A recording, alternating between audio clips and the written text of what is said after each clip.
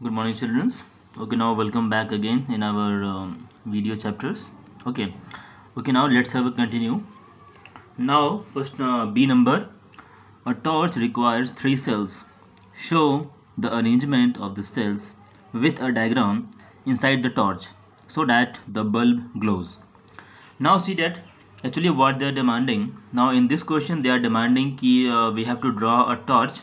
In that torch the total number of cells should be arranged in such a way that when I will switch on then the bulb should glow. Okay तो अब आप देख रहे हो कि मैंने यहाँ पर एक टॉर्च का डायग्राम बनाया है और इस टॉर्च के डायग्राम के अंदर मैंने यहाँ पर एक बल्ब लगाया है. बल्ब के साथ साथ यहाँ पर पीछे एक आयरन रॉड है, मतलब आयरन की एक स्ट्रिप है जो अल्टीमेटली में यहाँ पर इस स्विच के साथ में जाकर अटैच्ड है. और इसके साथ साथ यहाँ पर मैंने इस तरह से इसको रखा हुआ है ताकि हमारे जितने भी सेल्स मैंने यहाँ पे लगाए हैं इन सभी सेल्स का positive terminals, the net positive terminals of all the cells should get attach here. Okay, और नेगेटिव टर्मिनल्स यहाँ पे अटैच हो जाएं तो अल्टीमेटली में एक जो सर्किट का फ्लो होता है, ठीक है ना, वो हमारे यहाँ पर पूरा हो जाए. तो यहाँ पर बोला हुआ है आपको कि आपको 3 सेल्स का यूज़ करना है. ओके, और सेल्स को आपको इस तरह से अरेंज करना है ताकि जब आप स्विच ऑन करो तो बल्ब ग्लो करे. ओके, तो इस कंडीशन में जब आप अंदर के सेल्स को रखोगे और अगर आप यहाँ से स्विच को ऑन करते हो तो ये जो बल्ब है वो ग्लो करेगा. ठीक है बच्चों. Okay, now let's have next question.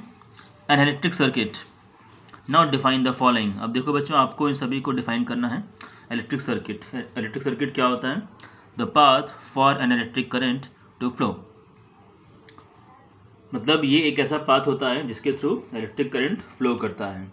और हाँ, इलेक्ट्रिक करंट फ्लो किस में करेगा? कंडक्टर्स में करेगा. इसका मतलब आपने जब इलेक्ट्रिक सर्किट बनाया था तो आपने वहाँ पे कंडक्टर्स का यूज़ किया था. ठीक है. ओके बच्चों. The path for an electric current to flow. Okay, अब देखो बच्चों, यहाँ पर 2 तरह की चीज़ें हैं. इलेक्ट्रिक सर्किट में अगर आप स्विच लगाते हो तो स्विच लगाने के बाद क्या वो इलेक्ट्रिक सर्किट नहीं रहेगा? रहेगा. आप स्विच लगाओ या ना लगाओ, देखो बिना स्विच के किसी भी सर्किट को बनाना it is not useful for us specially.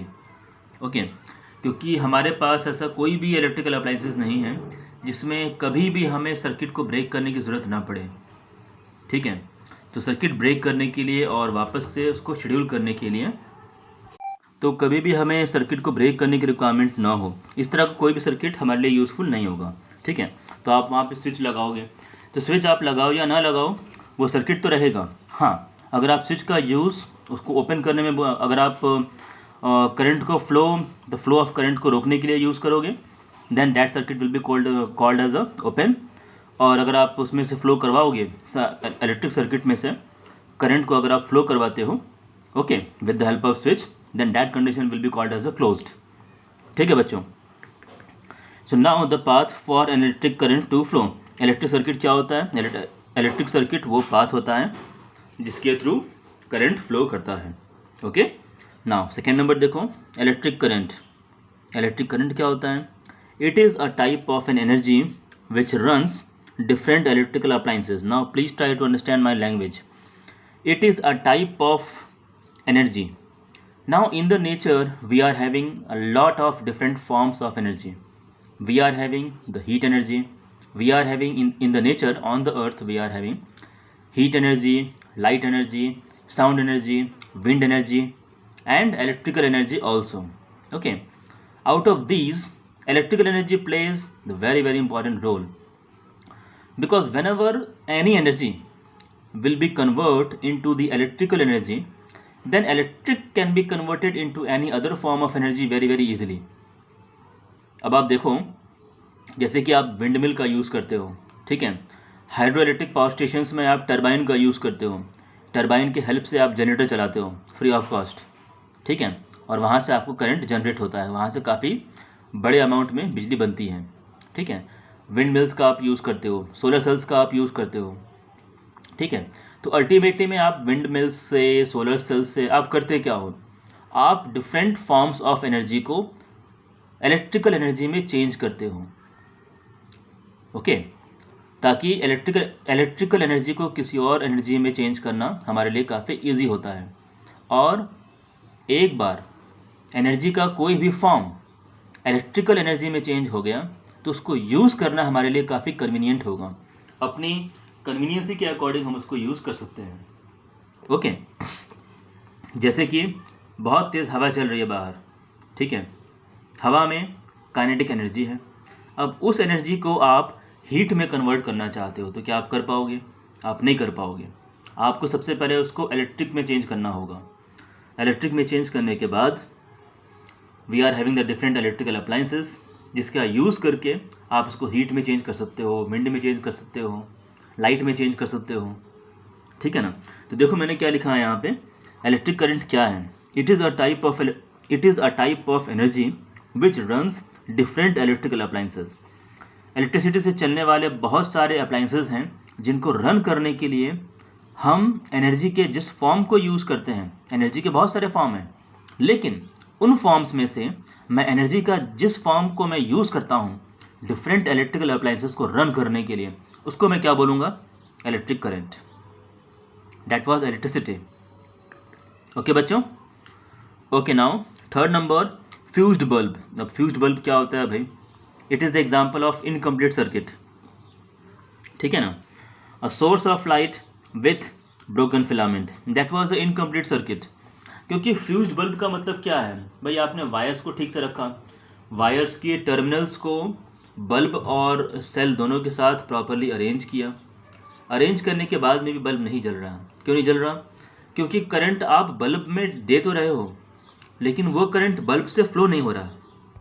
Y? Because of the broken filament of the bulb. Bulb के फिलामेंट के टूटे हुए होने की वजह से वो बल्ब के अंदर से फ्लो नहीं हो पा रहा है, ठीक है ना। तो that was the source of light. क्योंकि देखो आपने बल्ब बनाया था किसके लिए? For the source of light.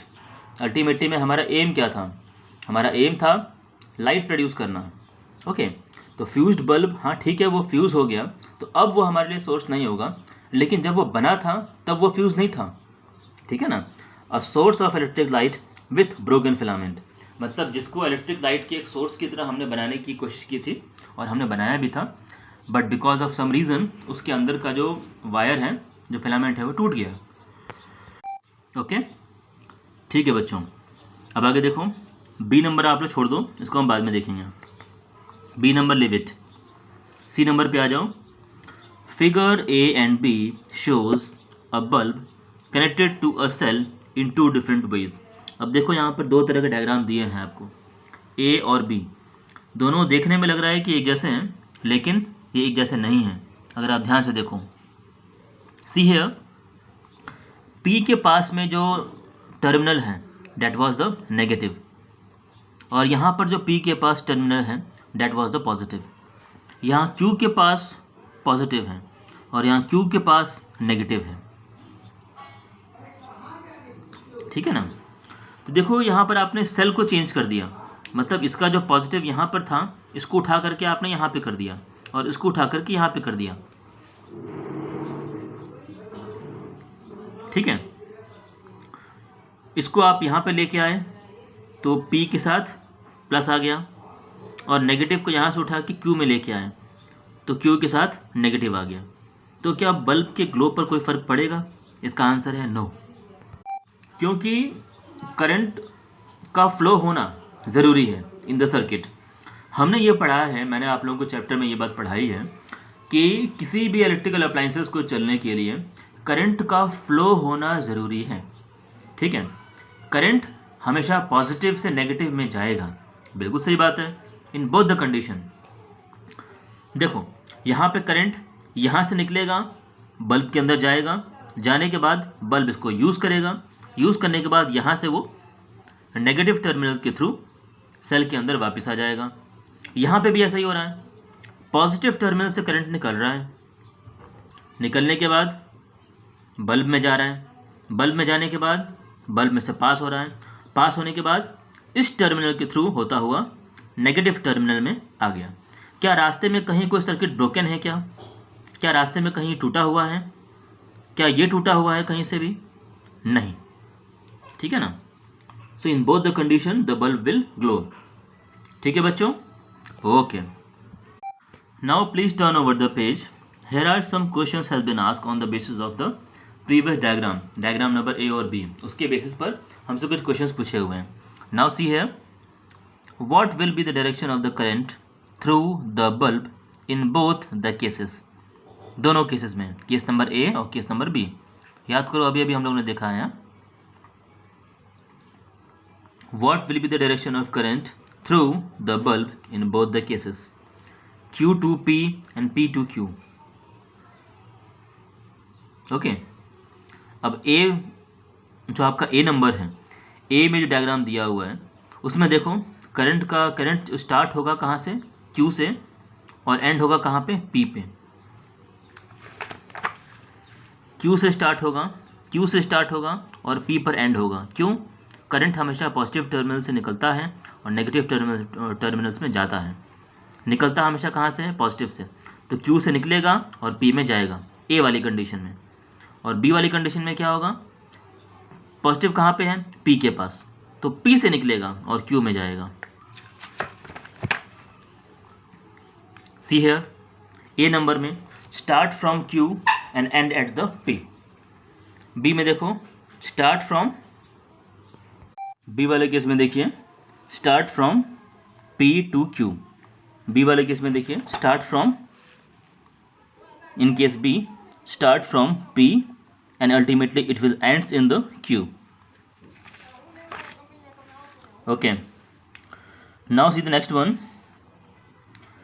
You are provided with a bulb. अब देखो आपको एक बल्ब दिया है हमने, okay, a cell, a switch and some connecting wires. Okay, draw a diagram to show the connections between them make the bulb glow. Means you have to draw here the closed circuit diagram by using bulb, cell, switch and some connecting wires. ठीक है, तो देखो मैंने यहाँ पर कुछ wires का use किया है। ये हमारे वायर्स हैं और ये हमारा स्विच है। देखो मैंने लिख दिया है यहाँ पे स्विच, ये हमारा स्विच है। This is the cell, that is the source of current. ठीक है, अगर आप चाहो तो मैं ब्रैकेट में लिख देता हूँ यहाँ पे सोर्स। ठीक है, दिस इज द सोर्स, ये हमारा वायर है और ये बल्ब है। The bulb was about to be glow. The bulb as soon as the connection will be completed immediately the bulb will start glowing. ठीक है बच्चों, तो ये एक सर्किट डायग्राम बना करके आपको दिखाना है यहाँ पर। This space has been given specially to make this diagram. ठीक है, चलो आगे बढ़ो। Now see electric switch. Electric switch क्या होता है भाई, मतलब अब जितने भी क्वेश्चंस आएंगे, this is the A number, जितने भी क्वेश्चंस आएंगे वो सारे के सारे इलेक्ट्रिक स्विच के ऊपर डिपेंडेंट होंगे। ठीक है, देखिए fill in the blanks. A switch can open or closed the circuit. तो यहाँ पर आपको फिल करना है, ट्रू एंड फॉल्स नहीं बताना है, फिल करना है। तो स्विच कैन ओपन और क्लोज द सर्किट, बिल्कुल सही बात है। स्विच की हेल्प से आप सर्किट को ओपन और क्लोज में कन्वर्ट कर सकते हो। ठीक है, हमारे घरों में इलेक्ट्रिसिटी की सप्लाई होती है, लेकिन वो सप्लाई अल्टीमेटली में स्विच के ऊपर डिपेंडेंट करती है कि आप स्विच का यूज़ करके इलेक्ट्रिकल अप्लायंसेस को रन कर रहे हो या फिर नहीं कर रहे हो। ठीक है, this is the open and close. Second number, when the switch is on, switch को जब आपने ऑन किया है, द सर्किट इज क्लोज्ड, बिल्कुल सही बात है। When the switch is off, the circuit is open. We all know कि जब कभी भी आप स्विच को ऑन करते हो तो अल्टीमेटली में आपका एम क्या है, आपका एम ये है कि आपका इलेक्ट्रिकल अप्लायंसेस काम करना चाहिए, वो चलना चाहिए। तो कैसे चलेगा, जब सर्किट क्लोज होगा। जब कभी भी आप स्विच को ऑफ करते हो तो आपका एम क्या होता है, आपका इलेक्ट्रिकल अप्लायंसेस काम करना बंद कर दे, मतलब उसमें जो करंट की सप्लाई हो रही है वो रुक जाए। वो कब रुकेगा, जब सर्किट ओपन होगा। ठीक है ना, कि मतलब सर्किट सब कुछ ठीक है, लेकिन उस सर्किट को बीच में से आपने तोड़ दिया, डैट वाज ओपन कंडीशन। लेकिन अगर सर्किट टूटा नहीं है then that will be called as a closed condition.